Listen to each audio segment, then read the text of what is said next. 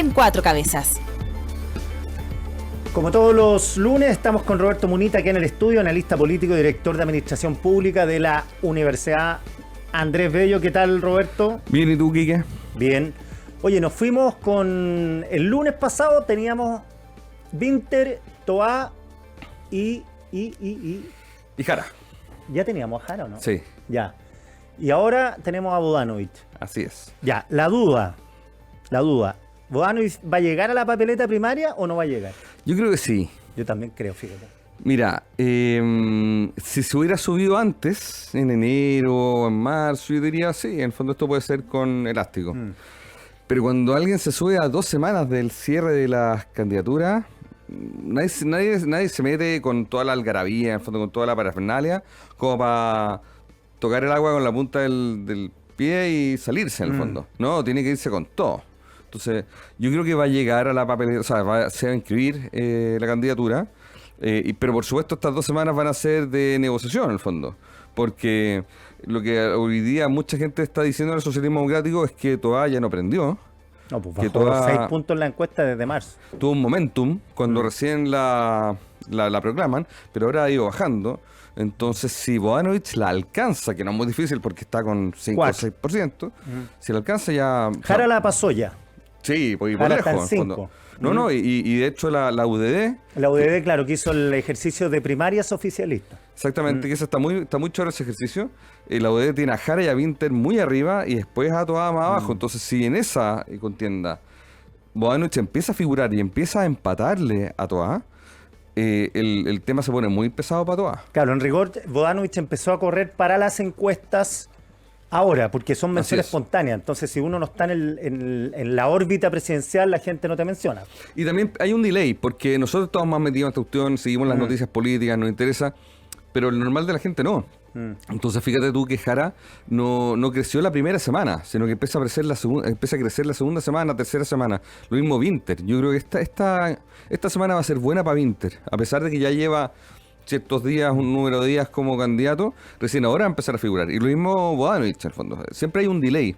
Entonces, eso es clave, en el fondo. Hay que entender los procesos que son más lentos de lo que uno piensa. Ya, y la hipótesis que tiene ciertos sectores del socialismo democrático, sobre todo PPD y también del Partido Socialista, es que la candidatura de Bodanovich complica porque ese votante del socialismo democrático se va a dividir, no sé si en dos, porque en dos es como 50-50, no sé si es así, pero se va a dividir, y esa división, esa fragmentación, lo decía Ricardo Solari, militante socialista ayer en una columna en el Mercurio, esa fragmentación puede llevar a que Vinter o Jara sean los ganadores de la primaria y que el socialismo democrático sumado sean más, pero como han dividido... Exactamente. Si son 4 los candidatos a la primaria, porque también veremos qué va a pasar con Vlado Mirosevic, y con Marco Enrique, con Mulet y con Marco Enrique. Pero en general son los 4 que ya sabemos que son, claro, los que quieren ir. Es posible, o sea...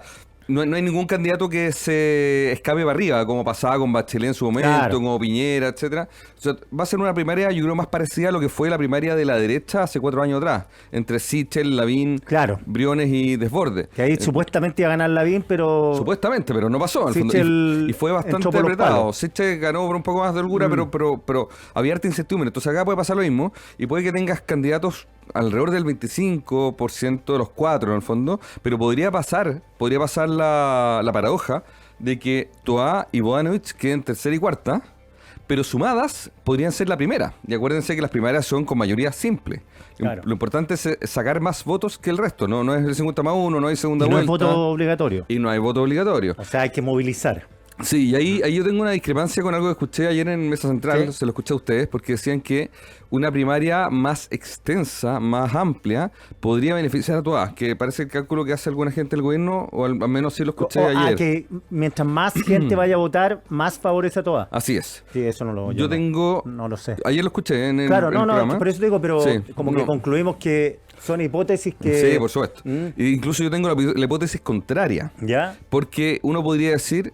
Hay partidos que tienen base, ¿cierto? Y el PS, el PPD, incluso el Partido Radical tienen base, tienen gente en los distintos pueblos, etcétera. No así el Frente Amplio, que es un partido mucho más nuevo, que tiene menos bases de militantes, bueno, tiene muchos militantes, pero está muy concentrado en los sectores urbanos y sobre todo en el sector central. En el fondo, en el sur hay muy poco Frente Amplio. Entonces, si la primaria es más chica, la posibilidad movilizadora de los partidos es más grande. Si la primaria, en cambio, se convierte en una cuestión más ciudadana, la capacidad movilizadora pesa menos. Entonces ahí yo creo que sí el Frente Amplio puede dar una sorpresa. Mira, yo conversé con gente del Frente Amplio y me dicen que, obviamente que viene la versión de ellos, denle todo el beneficio de la duda, que ellos son capaces de movilizar más gente que el Partido Comunista o que el Partido Socialista, no los dos juntos. Entonces dicen, porque si bien es cierto, no tenemos voto rural, tenemos voto urbano. Y el voto urbano es más fácil de movilizar porque la señora Coihueco que hay que llevarla a votar, el otro señor que vive a 200 kilómetros que llevarla a votar. Entonces, ganando Santiago el 40% Valparaíso, de los votos. que yo creo que lo van a ganar, tienen un polo ahí, tienen alcalde, gobernador, que se puede presentar a presidente, dijo también que lo estaba pensando, Rodrigo Mundaca. Sí, otro presidencial. Presidente. Sí. Ya, entonces, en el fondo, lo que te digo es que ganando polo urbano, claro, en una primaria, como dices tú, que no van a ir a votar los 18 millones de personas. No. ¿Cuánto vienen a votar? ¿2 millones? ¿1 millón? O sea, 2 millones es harto, 1 millón también es harto. Por eso te digo, una primaria chiquitita, en el fondo, que movilizan los partidos, que llegan, no sé, para 100.000, 200.000 personas, en el fondo, claro, ahí el peso de los partidos es harto. Y porque sí, el PS, el PC, el PPD incluso pueden tener buses para llevar a la gente. Claro, los mueven. De incluso sectores rurales. Pero ese voto es menor, en el fondo, que el voto de los sectores urbanos. Entonces, si es algo ciudadano, y es mucho más caro. Pero insisto, tienen sus convenios, lo han hecho antes. Entonces, eso existe. Pero ese beta, por decirlo así, es menor cuando hay una primaria ciudadana, no movilizada por los partidos, sino que movilizada indirectamente por los partidos, que es lo que te dicen tus amigos del Frente Amplio, claro. por el ímpetu de los partidos, pero no movilizada directamente por los líderes regionales de los partidos. Claro, ¿y qué irá a hacer Boric? No, Boric tiene que mantenerse al margen. Presidente total. Claro. Sobre todo porque todos dicen, no, eso es lógico, pero acuérdate que Lagos no fue... Ya, pero Lagos es distinto. Lagos optó por Bachelet en desmedro de Alvear cuando las dos eran de su gobierno. Sí, pero ojo, pero yo creo que es distinto por dos razones. Primero porque Lagos era y sigue siendo socialista, en el fondo, claro, un referente socialista. Entonces, ahí Bachelet, por supuesto, tenía mucho más que ganar que Alvear. Aparte, muchos decían, después de 2 gobiernos de la ADC, Lagos por fin llegó, tenía que ser otro socialista. Y segundo, porque Bachelet ya se estaba encumbrando en las encuestas, más que Alvear. Claro, optó por... O sea, sentido de realidad. Acá, en cambio, la encuesta, insisto, todavía está muy... Echó la ficha ganadora a Lagos. Claro. La encuesta hoy día no tiene una preferencia tan radical, no hay un clima de opinión. Y segundo, si bien, claro, Boric podría decir, mi interés de mi partido, tiene a 2 exministras, entonces 3 de los 4 candidatos tienen directa relación con su gobierno. 2 por ser exministro y 1 por ser diputado de su mismo partido. Por eso la movida de Bobanovich ayer fue enmarcarse inmediatamente el gobierno. En mesa central. Absolutamente. Dijo que no eran de continuidad, que tenía bastantes reparos. No dijo bastante, pero tenía reparos con lo que había hecho el gobierno. O sea, el espacio ahí de ser crítica, pero ecualizando bien. De izquierda, pero no oficialista. Claro, porque en lista parlamentaria, si van, tienen que ahí. Y segundo, tener una coalición de gobierno, si quieren gobernar. Es duro, pero yo sigo escuchando en el socialismo democrático las pocas esperanzas que van a ganar la presidencial. Muy pocas. Oye, y quiero volver a un punto que tú decías recién. Y ojo con Winter. Yo ayer escuché vi la entrevista que le hicieron en Estado Nacional y también se empieza a separar del gobierno. Yo creo que el relato para el oficialismo en esta vuelta va a ser: soy de izquierda, pero no soy la continuación del gobierno. Y fíjate tú, a mí me encanta la semiótica, me encanta estudiar los símbolos. Y Winter llegó con corbata al debate, a la entrevista. Y se sacó el aro, pero se lo había sacado hace tiempo. ¿Ah, sí? Sí, porque tenía un aro y... Sí, tenía un aro, no fíjese que se sacaba el aro. Me dijeron que se lo había sacado hace tiempo, porque yo pensé, se lo sacó ahora, pero la corbata es... Y la corbata es una señal, eso es semiótica 100% en el fondo. Acá es la señal de decir, no soy continuidad, soy más maduro, soy distinto. Y tengo experiencia. Llevo diputado, he sido 2 veces, me fue muy bien en la segunda votación, no sé en la primera. Claro, la primera salió arrastrado. Pero más allá de eso, el relato está diciendo, porque, a ver, Winter está diciendo, hay un 30% que apoya al gobierno, y ese 30% va a ser mayoritariamente mío, no 100%, pero el Frente Amplio se cree dueño de la mayor parte del 70%, compartido por supuesto con el PC, compartido quizás con algo socialismo democrático, etcétera, pero él sabe que necesita ir a los votos más de centro, ¿ya? Entonces, yo creo que en la nominación de Winter pesó como de forma positiva, ponte tú, que él venga al Verbodino, que él tenga relación, que sea un hijo de la concertación, digamos. Claro, que no es del ala más identitaria, por decirlo así, del Frente Amplio. No es de comunes, no es de ese mundo. me acuerdo, en relación a lo que dices tú, fui a comer una vez con Pato Fernández, el exdirector de También Clinton, exalumno del Verbodino. exalumno del Verbodino, y había unos señores bien pitucos, medio piscoleados. Entonces se paran y van a la mesa y dicen, ¿qué? Muy jica, me encantan tus programas, todo, ya, y están bien rojitos, bien cocidos. Dicen, Bien puesto. y tú le dices a su amigo, este Ramón es de izquierda, dice, este gallo es de izquierda, pero es Chadwick, así que es de los nuestros. Entonces, a lo que voy es que, claro, Winter tiene ese mundo que el mismo que tiene Boanovich. Exactamente, el mismo que tiene Banovic. Claro, y Boric también en algo. Boric también, es de por Punta supuesto. Arenas, pero Pero si eres de hubiera la sido ley de- Santiago, hubiera estado en el mismo... Absolutamente, él estaba en el Grange de Punta Arenas. Claro, entonces, claro, Winter quizá con eso se pueda ganar algunos votos de centro. Ahora, lo programático, vamos a tener que Winter qué ofrece, si es más de esta socialdemocracia que terminó el Frente Amplio, o es decir, ¿sabes qué? Ya tuvimos 4 años de esto, ahora hagamos un upgrade. Es También, difícil. sí, también hago análisis sobre eso, porque yo he visto las últimas 2 entrevistas de Winter, no sé si las últimas 2, pero he visto 2 en los últimos días. En Mesa Central, Sí. hace una semana atrás, y en Estado Nacional, Nacional, el día de ayer. Y encontré que el tono era distinto. En Mesa Central estuvo muy enfocado en el 30%. Estuvo muy enfocado en el votante clásico del Frente Amplio. No sé qué pasó en la semana, probablemente este tipo se está asesorando, obvio, está teniendo probablemente coaching, etcétera. Y también pasó lo de Janet Jara Claro. con la Que democracia se de confirmó Cuba. Jara, que era Jara o Jadwe, no era importante solo para el Partido Comunista, era importante para todos los otros porque son el yin y el yang dentro del PC. Pero Jara en el fondo se está mimetizando, o probablemente tiene que demostrarle a su sector, perdón por parte, sí, pero Jara tiene que mostrarle a su sector, al Partido Comunista, que es de ellos. Entonces, Ahí Cuba, era Venezuela. muy importante decir que Cuba era una democracia distinta, y que no era una dictadura, era como era como el bautizo en el fondo, era como pagar el noviciado. Ayer tenía los 2 canales, le pidieron entrevista a Jara. Dijo que no. Está complicado. No, Entonces, dijo por motivos personales. Obvio. Síndrome Fidel Castro se llama. Entonces, yo creo que Winter también hace esa lectura, y en la entrevista de ayer lo noté mucho más socialdemócrata. Yo creo también, leyendo que Jara por un lado está más a la izquierda en el fondo, y que Toá, quizás Boanovich, no sé si habrá metido a Boanovich en la ecuación, pero Toá está yendo a la baja. Él se puso corbata, empezó a hablar. Los periodistas fueron muy enfáticos en preguntarle si en un gobierno de él, en un programa de gobierno de él terminaría con la FP, y entre una respuesta súper tibia, mucho más tibia de lo que fue el programa de gobierno de Boric, ¿cierto? Ahora la pregunta es si ese traje que tiene que hacerse Winter para no atacar a Boric, que es un traje que puede él acomodarlo a su ¿Medida? medida, pero no necesariamente en la medida que le gusta al Frente Amplista, no sé, o sí, o capaz que el voto Frente Amplio ahora, después de todos estos años, nos encanta lo que hizo Boric, nos encanta Winter, nos encanta que hayamos ido desde el ultrismo a posiciones más moderadas, no sé. Mira, es que no hay un solo Frente Amplio, y ahora cuesta más entenderlo porque están en un solo partido. Antes era más fácil cuando habían 3 partidos. Tampoco era tan fácil ahí, pero era un poco más fácil. Pero hay 2 Frente Amplios. Está el Frente Amplio Identitario, que es muy crítico a los 30 años, que viene de raíces más bien territoriales, que le encanta, no sé, hablar de los derechos de las minorías sexuales, del medioambientalismo, del indigenismo, en el fondo, que estuvo muy presente en la primera convención constitucional, pero que salió trasquilado, en el fondo.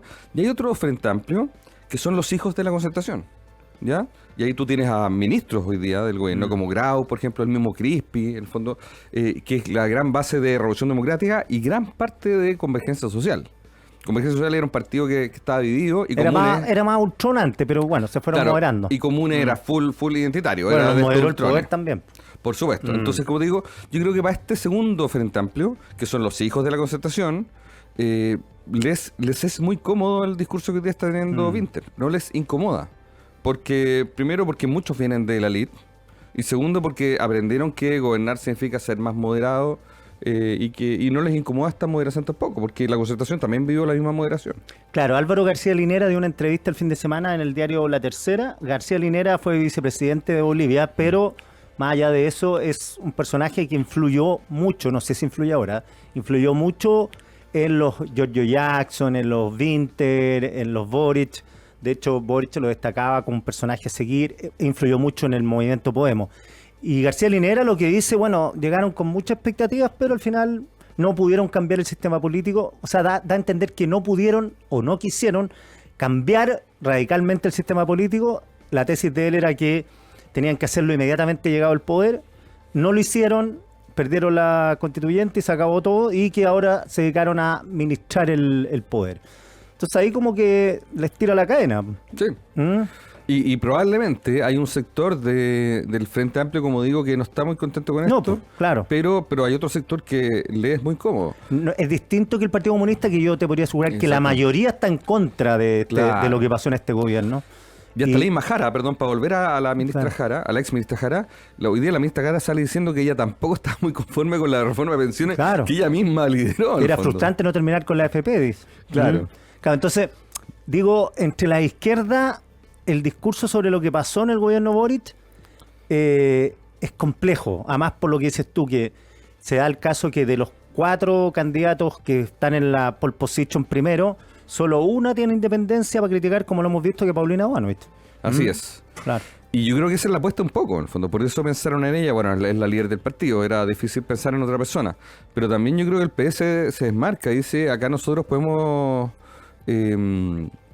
como se dice, figurar o distinguirnos del resto, porque podemos tener una visión de izquierda, pero contraria al gobierno, o al menos crítica al gobierno. Sí, la pregunta es si lo que dices tú, Boanovic sube, Jara sube, Winter sube y Tobá baja, si Tobá va a llegar hasta la papeleta el 30 de abril. Es una gran duda que tenemos. Y quedan 2 semanas. Exactamente, quedan y menos, 10 días, porque estas cuestiones hay que tomarlas con algo de Claro, o sea, quedan 2 cadenas, para decirle a corta. Exactamente. Y el tema no es menor, a mi juicio, porque en la entrevista que le hicieron ustedes a Boanovic, a la senadora Boanovic, para no confundirnos con Tomás, ella misma señala diferencias súper fuertes con el PPD.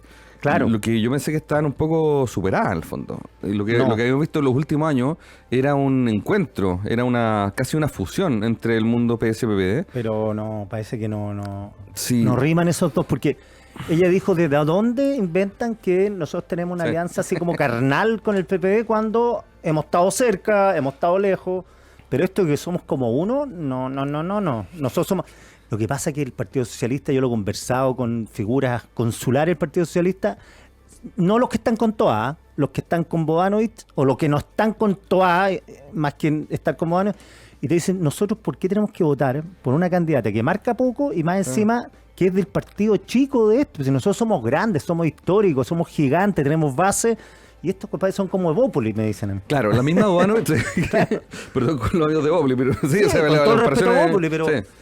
Oye, y la misma Boanovic lo dijo, el PPD se hizo un partido transversal. Ella dice, yo junté firmas para el PPD porque era importante, la dictadura, etcétera, y el PPD se iba a terminar el día que volviera el PS. Yo recordaba ayer que me vi el video completo de la intervención brillante de Toá en ese Cara al País, donde el dedo del lago. Sí. Ya, Toá de haber tenido 20 años al lado del lago, con una cara de cabra chica, y el speech que tiene es increíble, porque lo que dice ella es que nosotros, no, en ese tiempo, nosotros no queremos que haya, por ejemplo, militares violentados contra los derechos humanos. Nosotros no vamos a hacer eso. Nosotros vamos a ganar con democracia. Y ahí dice, apenas, además le preguntan por el PPD, y dice, no, apenas termine esto y ganan no, PPD desaparece. Corte, es la candidata del PPD 2025. Esto fue en 88. Oye, y eso, y la historia El entre el siglo PPD, pasado. claro, la historia entre el PPD y el PS es súper chora. Voy a contar una pequeña anécdota, pero muy cortita, porque yo sé que estamos contra el tiempo, pero hay un montón de preguntas de si Lagos tenía o no doble militancia, etcétera. Sí, que era un enredo. Y le pregunté a algunos líderes de ambos partidos cómo era la historia y me contaban que durante los años 90, los primeros años 90, habían muchos dirigentes que participaban en ambos consejos generales, en ambos comités, Ya. el del PPD y el del PS. Habían muchos que tenían como una doble militancia, entre comillas, porque Claro. legalmente no se puede tener doble militancia. Pero muchos, en el fondo, no sé, no quiero dar nombres porque puede que haya alguno no esté, pero habían. Entonces, llegó un momento en que los dos partidos dijeron: no, si es que ustedes tienen que dividirse. Evitar, ponte tú, se quedó en el PPD, Claro. Solari se quedó en el PS, por nombrar dos nombres, no sé. Y el único que le permitieron mantener Legardo Lagos. el mantener el integrar ambas facciones era Lagos, porque por supuesto tenía un estatus distinto. Al fondo. Sí, yo creo que a Lagos le perjudicó eso, porque hubo cierta desafección del Partido Socialista con el paso del tiempo, muy influido también por las críticas de los novísimos del Frente Amplio, como que Lagos no lo han tratado bien en el último tiempo. Y Él muy- dijo: me duele mucho que hayan Sí. socialistas que creen que yo no soy socialista. Y muy influido también por el hecho que Lagos Weber haya optado por el PPD. Además, claro, Sí. claro. Oye, Roberto, 1.000.000 de gracias por estar acá. Muy interesante la conversación. Roberto es analista político y director de Administración Pública de la Universidad Andrés Bello. Próximo lunes nos vemos. Nos vemos y ahí quizá hablamos de la derecha, porque hoy día no hablamos nada de... No, porque además vamos a tener oficialismo. más claro algo que parece que va a ser así, que no va a haber primaria en la derecha. Al parecer, pero cada día tiene su afán. Sí. Pero ya, Vamos, ¿qué a ver, pasa? la próxima semana hoy día es 14, 21, vamos a estar a 9. Ah, sí. Bueno, hay gente que se ha inscrito el último día a última hora. Carlos Maldonado esperando ahí que llegaran, ¿te acuerdas? Ya, Efectivamente. nos vamos a la música. La actualidad pasada por el filtro de las ideas. Estás escuchando Cuatro Cabezas, con Quique Mujica en Radio 13C.